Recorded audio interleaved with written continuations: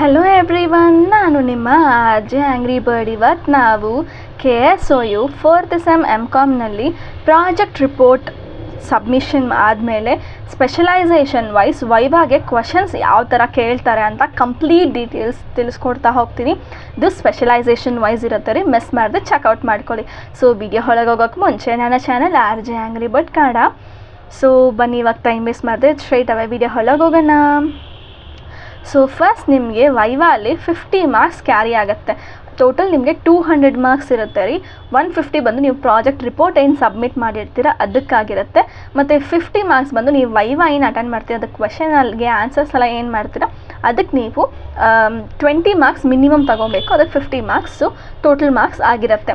So ಇದ್ರಲ್ಲಿ ನಾನು ನಿಮಗೆ ನಿಮ್ಮ ಸ್ಪೆಷಲೈಸೇಷನ್ ವೈಸ್ ನಿಮಗೆ ಯಾವ ಥರ ಟಾಪಿಕ್ಸ್ ಇರುತ್ತೆ ಮತ್ತು ಯಾವ ಥರ ಅವ್ರು ಕ್ವೆಶನ್ಸ್ ಕೇಳ್ತಾರೆ ಅಂತ ತಿಳಿಸ್ಕೊಡ್ತಾ ಹೋಗ್ತೀನಿ.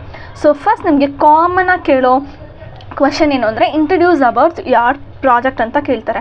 ಸೊ ಈ ಟಾಪಿಕ್ ಯಾಕೆ ನೀವು ಚೂಸ್ ಮಾಡಿದ್ದೀರಾ ಮತ್ತು ನಿಮ್ಮ ಪರ್ಪಸ್ ಏನು ಈ ಪ್ರಾಜೆಕ್ಟಿಂದ, ಮತ್ತು ಕಂಪಲ್ಸರಿ ಯಾಕೆ ಆ ಆರ್ಗನೈಸೇಷನ್ ಚೂಸ್ ಮಾಡಿದ್ದೀರಾ ಮತ್ತು ನಿಮ್ಮ ಫೈಂಡಿಂಗ್ಸ್ ಏನು, ಇಷ್ಟು ನಿಮಗೆ ಜನ್ರಲ್ ಆಗಿ ಕೇಳುವಂಥ ಪ್ರಾಜೆಕ್ಟ್ ಕ್ವೆಶನ್ಸ್ ಆಗಿರುತ್ತೆ. ಓಕೆನಾ.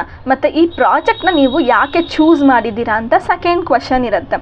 ಬಿಕಾಸ್ ಇದು ರಿಲೆವೆಂಟ್ ಇದೆಯಾ ಮತ್ತು ನಿಮ್ಮ ಫಿನಾನ್ಸ್ ಆರ್ HR ನಿಮ್ಮ ಸ್ಪೆಷಲೈಸೇಷನ್ಗೆ ಆ ಪರ್ಟಿಕ್ಯುಲರ್ ಟಾಪಿಕ್ ಯಾವ ಥರ ನಿಮಗೆ ಲೈಕ್ ಕನೆಕ್ಟ್ ಆಗಿದೆ ಅಂತ ನೀವು ಎಕ್ಸ್ಪ್ಲೈನ್ ಮಾಡಬೇಕಾಗತ್ತೆ. So third one will be ನಿಮಗೆ what are the objectives of ಯಾವ ಪ್ರಾಜೆಕ್ಟ್, ನಿಮ್ಮ ಪ್ರಾಜೆಕ್ಟ್ಗೆ ಯಾವುದೆಲ್ಲ ಆಬ್ಜೆಕ್ಟಿವ್ಸ್ ಇದೆ ಅಂತ ನೀವು ಕ್ಲಿಯರಾಗಿ ಅಲ್ಲಿ ಮೆನ್ಷನ್ ಕೂಡ ಮಾಡಬೇಕಾಗತ್ತೆ. ಮತ್ತು ಯಾವ ಥರ ಡೇಟಾನ ನೀವು ಯೂಸ್ ಮಾಡಿದ್ದೀರಾ. ಎಲ್ಲ ಕಂಪನಿಯಲ್ಲೂ ಅವ್ರದ್ದು ಫಿನಾನ್ಷಿಯಲ್ ಸ್ಟೇಟ್ಮೆಂಟ್ ಆಗಲಿ ಬ್ಯಾಲೆನ್ಸ್ ಶೀಟ್ ಆಗಲಿ ಕರೆಕ್ಟಾಗಿ ಕೊಟ್ಬಿಡಲ್ಲ ಅಲ್ವಾ. ಮೇ ಬಿ ಬೇರೆ ಸೋರ್ಸಿಂದ ನಾವು ತೊಗೊಂಡಿರ್ತೀವಿ, ಇಲ್ಲ ನಿಮ್ಮ ಇಮ್ಯಾಜಿನರಿ ಫಿಗರ್ಸ್ ಇರುತ್ತೆ. ನೀವು ಸಪೋಸ್ ಇಮ್ಯಾಜಿನರಿ ಫಿಗರ್ಸ್ ಯೂಸ್ ಮಾಡ್ತೀರಂದರೆ ನೀವು ಪ್ರಾಜೆಕ್ಟಲ್ಲೂ ಮೆನ್ಷನ್ ಮಾಡಬೇಕು, ಇಲ್ಲೂ ಕೂಡ ನೀವು ಮೆನ್ಷನ್ ಮಾಡಲೇಬೇಕಾಗತ್ತೆ. So whether it is primary data, secondary data or ನೀವು ಎರಡೂ ಕೂಡ ತೊಗೊಂಡಿದ್ದೀರಾ ಅಂತ ಕೇಳ್ತಾರೆ. ಮತ್ತು ಯಾವುದೆಲ್ಲ ಸ್ಟ್ಯಾಟಿಸ್ಟಿಕಲ್ ಟೂಲ್ ಯೂಸ್ ಮಾಡಿದ್ದೀರಾ. ಸ್ಟ್ಯಾಟಿಸ್ಟಿಕಲ್ ಟೂಲ್ ಅಂದರೆ ಇವಾಗ ಕಂಪ್ಯಾರಿಸನ್ ಮಾಡಬೇಕಂದ್ರೆ ನಾವು ಏನಾದರೂ ಪರ್ಸೆಂಟೇಜ್ ಮುಖಾಂತರ ನಾವು ಹೇಳಿದೆ ಅಂದರೆ ಪರ್ಸೆಂಟೇಜ್ ಕೂಡ ನಮಗೆ ಸ್ಟ್ಯಾಟಿಸ್ಟಿಕಲ್ ಟೂಲ್ ಅಂತ ಹೇಳ್ತಾರೆ. ಸಪೋಸ್ ನೀವು HR ಆರ್ GST ಯಾರು ಮಾಡ್ತಿದ್ದೀರಾ ಅಂದರೆ ನೀವೇನಾದರೂ ಗೂಗಲ್ ಫಾರ್ಮ್ ಎಲ್ಲ ಮಾಡ್ಕೊಂಡಿದ್ದೀರ, ಟೇಬಲ್ ಹಾಕೋದಾಗಲಿ, ಅದನ್ನ ಚಾರ್ಟ್ ಕೊಡೋದಾಗಲಿ, ಒಂದು ಬಾರ್ ಗ್ರಾಫು ಯೂಸ್ ಮಾಡೋದಾಗಲಿ, ಒಂದು ಪೈ ಚಾರ್ಟ್ ಯೂಸ್ ಮಾಡೋದಾಗಲಿ, ಪ್ರತಿಯೊಂದು ಕೂಡ ನಿಮಗೆ ಸ್ಟ್ಯಾಟಿಸ್ಟಿಕಲ್ ಟೂಲ್ ಆಗಿರುತ್ತೆ.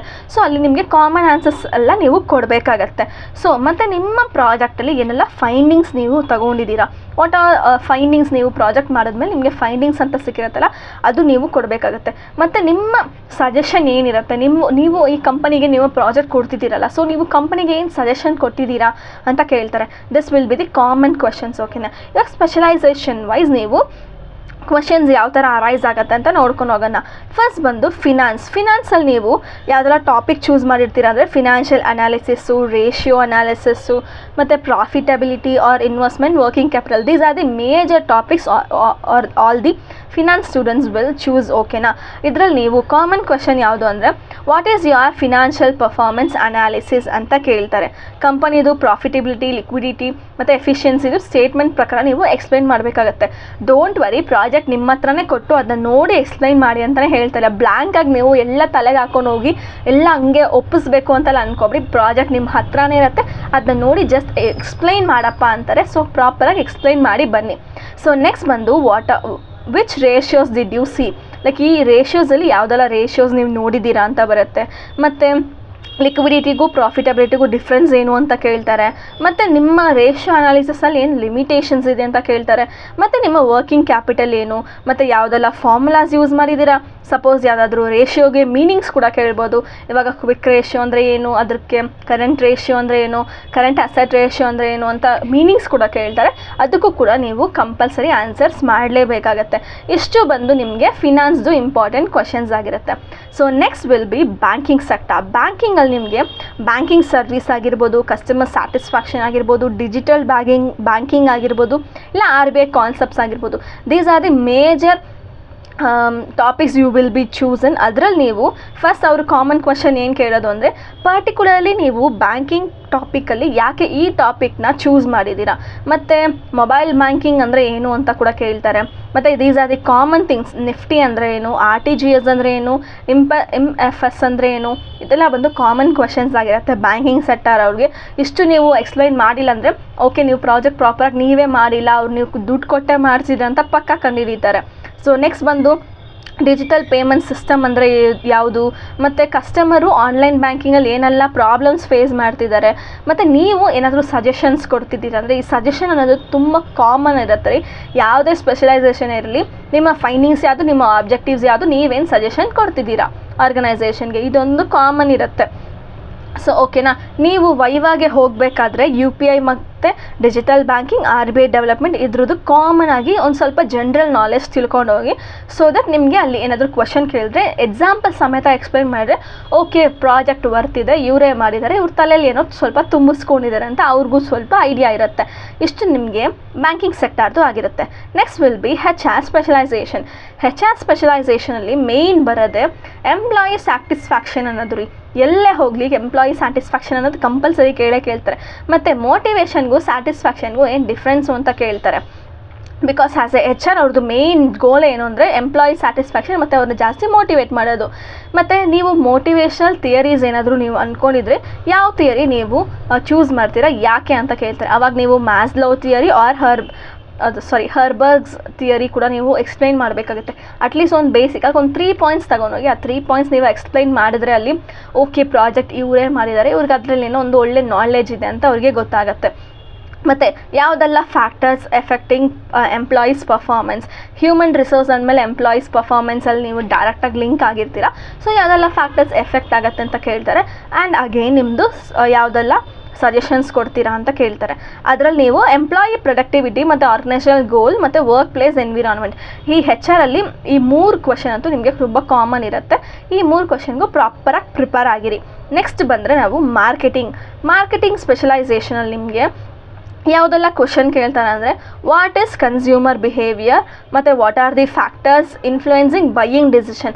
ಬೈಯಿಂಗ್, ಸೆಲ್ಲಿಂಗ್, ಡಿಮ್ಯಾಂಡ್, ಸಪ್ಲೈ ಇದು ಪ್ರತಿಯೊಂದರಲ್ಲೂ ಅವರು ಆಟ ಆಡಿಸ್ಬಿಡ್ತಾರೆ ರೀ. ಬಿಕಾಸ್ ಮಾರ್ಕೆಟಿಂಗ್ ಅಂದರೆ ತುಂಬ ಟ್ರಿಕ್ಕಿ ಸಬ್ಜೆಕ್ಟ್ ಆಗಿರುತ್ತೆ ಆ್ಯಂಡ್ ಈಸಿಯಾಗಿ ಕೂಡ ಪಾಸ್ ಆಗ್ಬೋದು. ಸೊ ಪ್ರತಿಯೊಂದು ಕ್ವಶನ್ಗೂ ನೀವು ಎಷ್ಟು ಕಾನ್ಫಿಡೆಂಟಾಗಿ ಆನ್ಸರ್ ಮಾಡ್ತೀರೋ ಅದರಲ್ಲಿರುತ್ತೆ.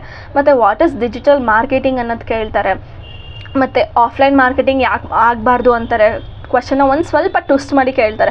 ಸೊ ಟ್ರೆಡಿಷ್ನಲ್ಗೂ ಆನ್ಲೈನ್ ಮಾರ್ಕೆಟಿಂಗು ಡಿಫ್ರೆನ್ಸ್ ಒಂದು ಹೇಳಿ, ಯಾಕೆ ಯಾವುದು ತುಂಬ ಜಾಸ್ತಿ ಪ್ರಿಫರ್ ಮಾಡ್ತಾರೆ ಅಂತ ಕೂಡ ಕೇಳಿ ಅಂತ ಹೇಳ್ತಾರೆ. ಮತ್ತು ಕಸ್ಟಮರ್ ಸ್ಯಾಟಿಸ್ಫ್ಯಾಕ್ಷನ್ ಇಂಪಾರ್ಟೆಂಟ್ ಇದೆಯಾ ಇಲ್ವಾ, ಇದ್ದೇ ಯಾಕೆ ಅಂತ ಕೂಡ ಕೇಳ್ತಾರೆ. ಇಷ್ಟು ನಿಮಗೆ ಮಾರ್ಕೆಟಿಂಗಲ್ಲಿ ನಿಮಗೆ ಇಂಪಾರ್ಟೆಂಟ್ ಕ್ವಶನ್ಸ್ ಆಗಿರುತ್ತೆ. ಮತ್ತು ಅಕೌಂಟೆನ್ಸಿ ಸ್ಪೆಷಲೈಸೇಷನ್ ಯಾರು ತಗೊಂಡಿದ್ದೀರಾ ಅವರಿಗೆ ವಾಟ್ ಈಸ್ ರೇಷಿಯೋ ಅನಾಲಿಸಿಸ್, ನಿಮ್ಮ ಬ್ಯಾಲೆನ್ಸ್ ಶೀಟ್ ಯಾವುದು ಮತ್ತು ಬ್ಯಾಲೆನ್ಸ್ ಶೀಟಲ್ಲಿ ನಿಮಗೆ ಎಷ್ಟು ಪರ್ಸೆಂಟೇಜ್ ಇನ್ಕ್ರಿಮೆಂಟ್ ಬಂದಿದೆ, ಡಿಕ್ರಿಮೆಂಟ್ ಬಂದಿದೆ, ಯಾವ ಥರ ಅನಾಲಿಸಿಸ್ ಮಾಡಿದ್ದೀರಾ. ಮತ್ತು ಜರ್ನಲ್ ಅಂದರೆ ಏನು, ಲೆಡ್ಜರ್ ಅಂದರೆ ಏನು, ಮತ್ತು ಅಕೌಂಟಿಂಗ್ ಪ್ರಿನ್ಸಿಪಲ್ಸ್. ಅಕೌಂಟಿಂಗಲ್ಲಿ ಜಾಸ್ತಿ ಅವ್ರು ಕ್ವಶನ್ಸ್ ಕೇಳೋದೇ ಇಲ್ಲ ರೀ. ನಿಮ್ಮದು ಬೇಸಿಕಾಗಿ ಒಂದು 4-5 ಕ್ವಶನ್ಸ್ ಇರುತ್ತಲ್ಲ, ಎಲ್ಲೋ ಒಂದು ಕಡೆ PUCಯಲ್ಲಿ ಫಸ್ಟ್ ಚಾಪ್ಟರ್ಲ್ಲಿ ಓದಿರೋದಿರುತ್ತೆ ಗೊತ್ತಾ, ಅಂಥ ಕ್ವಶನ್ಸೇ ಕೇಳ್ತಾ ಇರ್ತಾರೆ. ಮತ್ತು ನೆಕ್ಸ್ಟ್ ಬಂದು ನೀವು ಯಾಕೆ ಅಕೌಂಟಿಂಗು ಬಿಸ್ನೆಸ್ಗೆ ತುಂಬ ಇಂಪಾರ್ಟೆಂಟ್ ಅಂತ ಒಂದು ಟ್ರಿಕಿ ಕ್ವಶನ್ ಕೂಡ ಕೇಳ್ತಾರೆ.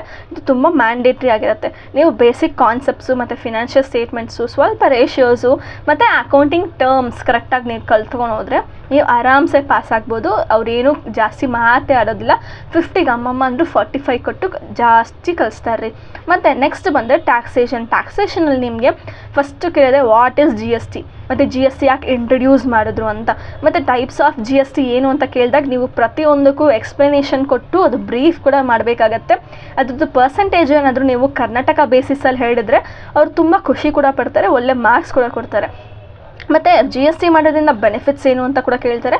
ಮತ್ತು ಒಂದು ಬಿಸ್ನೆಸ್ ನಡೆಸಬೇಕಾದ್ರೆ GSTಯಿಂದ ಯಾವುದೆಲ್ಲ ಚಾಲೆಂಜಸ್ ಫೇಸ್ ಮಾಡ್ತಾರೆ ಅಂತ ಕೇಳ್ತಾರೆ. ಇಷ್ಟು ನಿಮಗೆ ಯಾವುದು ಟ್ಯಾಕ್ಸೇಷನಲ್ಲಿ ನಿಮಗೆ ಕೇಳುವಂಥ ಕ್ವೆಶನ್ಸು. ಸೊ ಗೋಲ್ಡನ್ ರೂಲ್ಸ್ ಯಾವುದೆಲ್ಲ ವೈವಾ ಅಟೆಂಡ್ ಮಾಡೋಕ್ಕಂದ್ರೆ ನನ್ನ ಕಡೆಯಿಂದ ನೀವು ಏನು ಓದ್ಕೊಬೇಕು ಅಂದರೆ ಫೈಂಡಿಂಗ್ಸ್ ಏನಿದೆ ಲಾಸ್ಟ್ ಚಾಪ್ಟರ್ ಬರುತ್ತೆ ಗೊತ್ತಾ, ಸಮ್ಮರಿ, ಫೈಂಡಿಂಗ್ಸು, ಕನ್ಕ್ಲೂಷನ್ಸ್, ಅದು ಚೆನ್ನಾಗಿ ಓದ್ಕೊಳ್ಳಿ. ಮತ್ತು ಅದರಲ್ಲಿ ನೀವು ಯಾಕೆ ನೀವು MBA ಮಾಡ್ತಿದ್ದೀರಾ, MCOM ಮಾಡ್ತಿದ್ದೀರಾ ಅಂತ ಕೇಳ್ತಾರೆ. ಮತ್ತು ಯಾವ ಥರ ಡೇಟಾ ಕಲೆಕ್ಟ್ ಮಾಡಿದ್ರಿ ಮತ್ತು ನೀವು ಏನು ನಿಮಗೆ ಸಿಕ್ತು ನೀವೇನು ಸಜೆಸ್ಟ್ ಮಾಡ್ತೀರಾ, ಇದು ಬಂದು ನಿಮಗೆ ಮ್ಯಾಕ್ಸಿಮಮ್ ಕೇಳುವಂಥ ಕ್ವಶನ್ಸ್ ಆಗಿರುತ್ತೆ. ಆ್ಯಂಡ್ ನಿಮಗೆ ಮ್ಯಾಕ್ಸಿಮಮ್ ಅಂದರೆ 1 ನಿಮಿಷ ಪ್ರಾಜೆಕ್ಟ್ ಸಮ್ಮರಿ ಕೊಡಿ ಅಂತ ಕೇಳ್ತಾರೆ.